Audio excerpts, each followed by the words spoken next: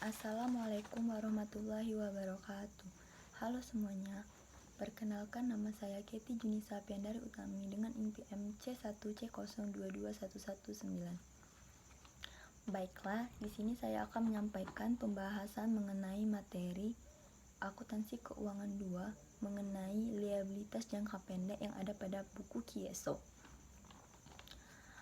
Nah, di sini saya akan menyampaikan mengenai liabilitas. Liabilitas itu sebenarnya terbagi menjadi dua, yaitu liabilitas jangka pendek dan liabilitas jangka panjang.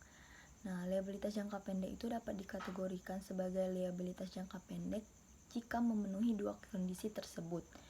Atau salah satunya, yang pertama, apakah kewajiban tersebut masih dalam satu siklus operasi normal perusahaan, atau yang lebih mudahnya untuk diidentifikasikan adalah kalau mau dilunasi dalam waktu kurang dari 12 bulan setelah tanggal pelaporan, maka itu disebut dengan liabilitas jangka pendek.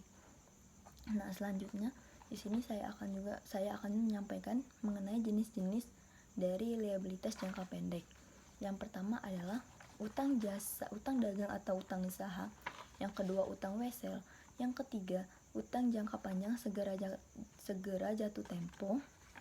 Kemudian obligasi jangka pendek yang akan diperpanjang. Jadi jika mau jatuh tempo maka bisa diperpanjang lagi. Utang dividen, kemudian uang muka pelanggan atau deposit. Pendapatan belum direalisasi, kemudian utang PPN, utang PPh, dan utang gaji dan upah.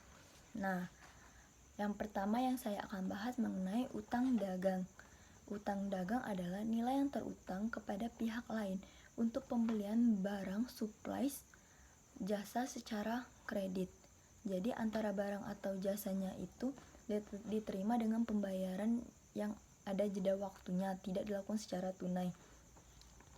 Biasanya transaksi pembelian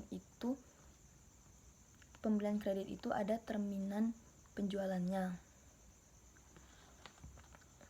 Nah, itu tuh tergantung kepada perusahaan kebijakannya untuk termin penjualan itu yang mau ditetapkan seperti apa. Biasanya perusahaan itu akan menetapkan 30 atau sampai dengan 60 hari.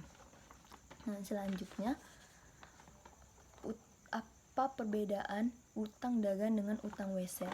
Nah, perbedaannya itu adalah kalau utang dagang itu pembelian barangnya secara kredit tapi tidak tertulis, sedangkan utang wesel itu lebih kuat karena adanya janji tertulis.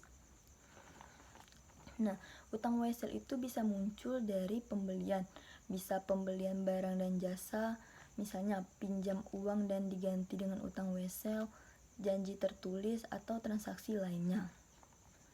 Nah, utang wesel juga diklasifikasikan dalam utang wesel jangka pendek dan utang wesel jangka panjang. Utang wesel jangka pendek yaitu jatuh temponya ya kurang dari 12 bulan, sedangkan utang wesel jangka panjang yang lebih dari 12 bulan. Baiklah, inilah materi yang dapat saya sampaikan. Saya ucapkan terima kasih. Wassalamualaikum warahmatullahi wabarakatuh.